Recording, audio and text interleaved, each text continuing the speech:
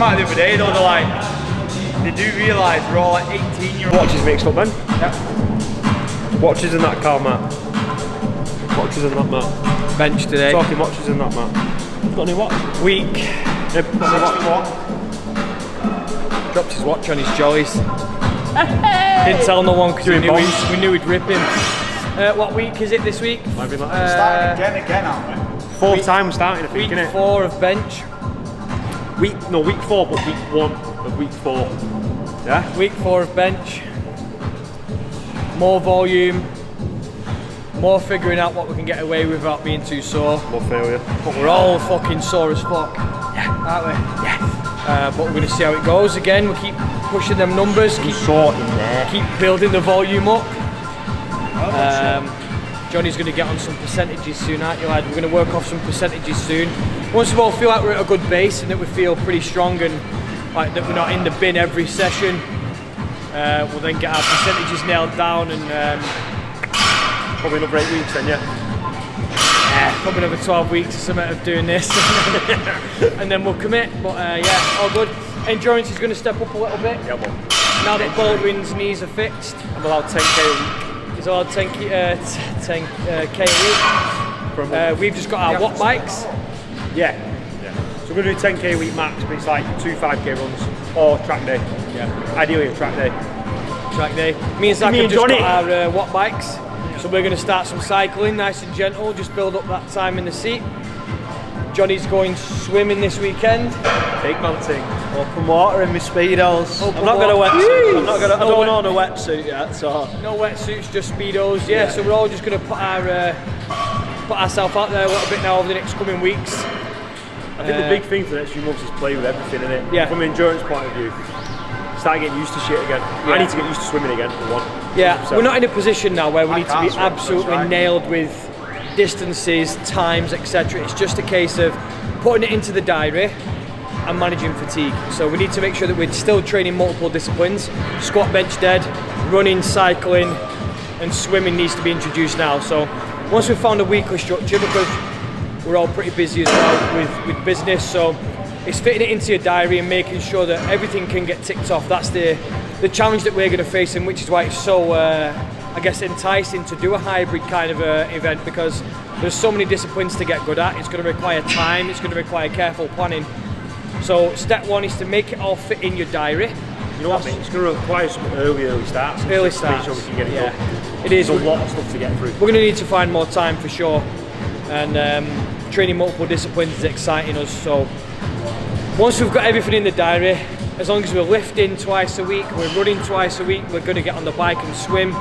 So it's a lot of things to fit into the week. So Just really low volume to start with, innit? Really low volume, see what Yeah. we can tolerate, see what we can fit in. And then over time, then we'll start pushing up the numbers. We'll have phases where we prioritise strength, we'll have phases where we prioritise the swimming, the biking, the running. And it's all about managing. all And everyone's comes going to be together at slightly some point. different in this. yeah, You know, where you're going to be pushing certain numbers compared to others, we're all going to be playing around with different variables. But the base is still the same. Johnny told me he's taking it all. Every crown. Every crown. No, genetically, we're all going to be. There's going to be strengths and weaknesses through the group, and like ability to tolerate certain types of training. Like I know I'm cautious about the strength training. I'm going to struggle to recover from that because it's something I've never really gone all in on. I've always dipped my toe and then it's battered me and I've binned it off. So I think the endurance stuff I'll be fine with, I think, but strength is going to take time and learning. But we were chatting before, weren't we, about I'm excited to learn about what we need to do to make it happen. Like how we're going to learn how to recover from it, how we're going to learn. Supplementation is going to be a big one. Yeah. When we start bricking sessions, when we go from a squat session into a run, we need the right supplementation to help us see us through. Electrolytes, carbs, how many carbs you need, how many carbs you need, all of them, and everything in between. I need none. I think all the, like you're saying, learning process, so all the way through it, it's going to be, I hate to go like auto-regulate. But a lot of 100%. it is going to be, we're going to have to see it as we go through it. I feel like We have to be in the trenches for it. yeah. I feel like we've all lived the hybrid life to some degree. At not certain put it all phases, together we've at just the never same put it thing. all in one go. We've always done a bit of running, we've always done some powerlifting, we've always messed about a bit and had some fun. I've swayed more strength, Danny's swayed more endurance, etc. But generally speaking, we've all kind of played around with this life. Right now, We just want to put it into one big fucking event and make sure that we can, you know, do like really push the boundaries of it. That's what's exciting for us, and all of it. In terms of our clients as well, we're putting our clients through some good, you know, some good training as well. All our online clients are doing a similar kind of thing with some hybrid stuff, and it's exciting times, isn't it? We're all enjoying it, and we see how this bench session goes. Really do that bar. Really do a good bar.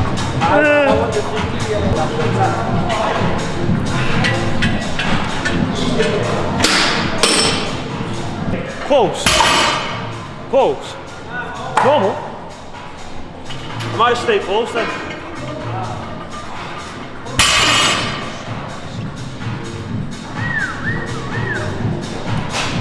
Fighting every rep here.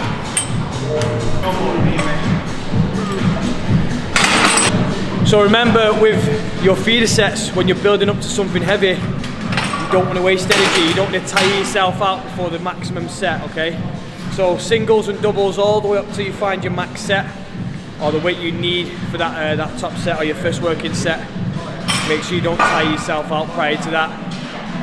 Otherwise you're not going to have all your energy for the most important sets of the workout, your working set. So this is why we warm up with singles and doubles pretty much all the way up.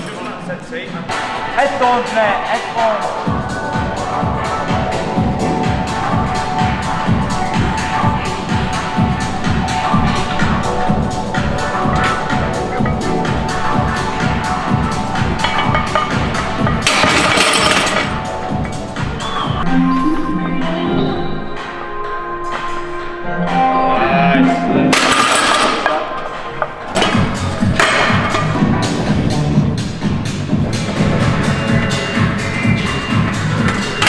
Let's go, lad.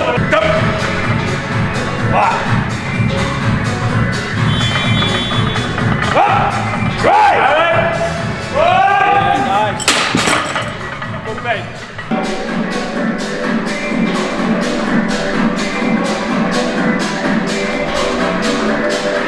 Let's go. Big back. Come on. Here we go, lad.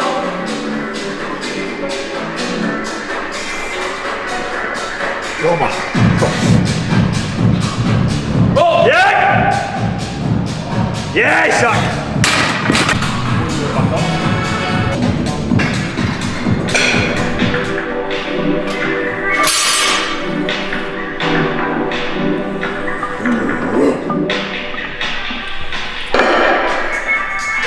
Let's see, big man. We know what to do. Sit. Yoba!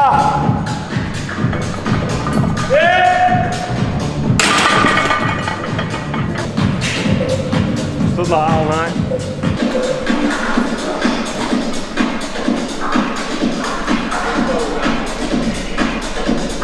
See that power?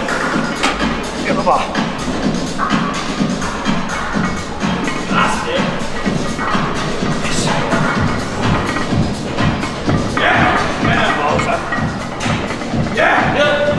Go, lad. Yeah. Yes. Big power. Nice, lad. Big power. Yes. Come on. Go. Yep. Up. Right.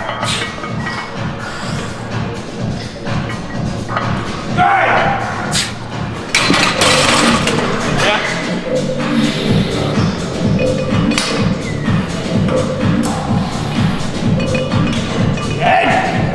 Yes, Johnny. Pause this on your chest. Last one, pause. Yes, go on, lad. So there's three things you want to consider when you're bench pressing. It doesn't matter if you're benching for powerlifting with the big arch in your back, or if you're just benching bodybuilding style for, you know, to grow your chest. There's three key things that need to be there, despite which setup that you use, whether it's powerlifting or bodybuilding. Okay.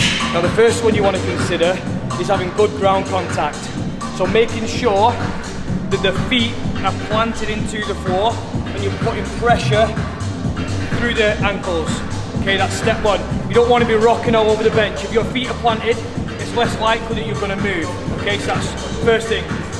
The second thing you want to do is make sure you get a really big breath. okay? It's important to take as big breath in as you can so that this chest is nice and high and your spine is supported, okay? Your upper back's nice and strong across this. As soon as you breathe out, look what happens with the chest. It all collapses in and caves in. This is no good, okay? So we make sure that we take a deep breath and we're strong across this section, okay? The third thing, you want to make sure that you're gripping the bar tight in your hands, okay? We see a lot of people and they just rest the bar across their palms, okay? They push like this. As soon as you take a full grip and you pull the bar into your hands and you squeeze tight, it creates such a stronger structure through the wrist and it goes down into the elbow, okay? So make sure you've got a really strong grip as well. Don't be letting the bar just swiggle in your hands, okay? Reds, mate. Overhead Johnnies, that's what we call them. Overhead bird nests. Fucking intense, man. Just with this way. And then heavier.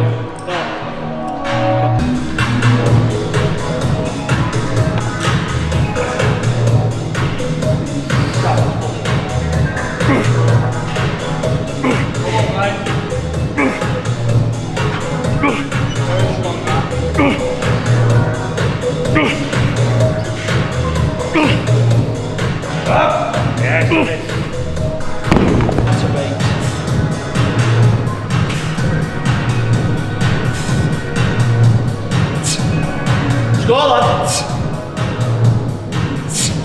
Again. Yes. Nice.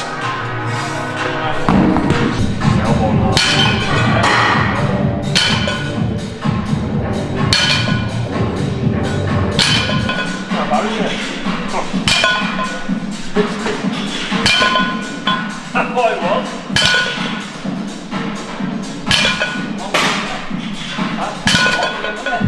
Long guy.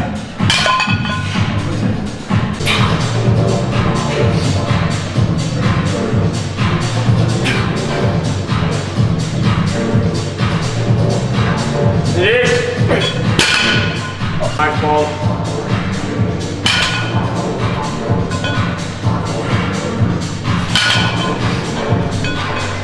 Whoa.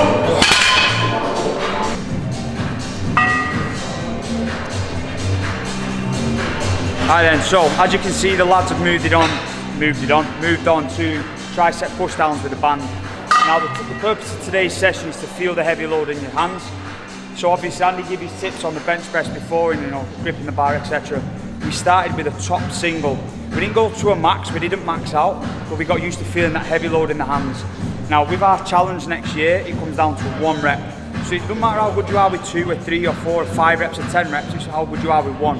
So there is a skill to the movement. So that was set 1, then we moved on to 3 doubles on back offs. Again, we're building that volume at the higher percentages. So we're getting used to lifting heavy loads really, really well. And then we did a back off set where we did anywhere between 10 and 12 reps purely to get the volume and practice the benching line. Because again, whenever you're doing any of the power lifts, a lot of the time people fail is because of technique, not strength.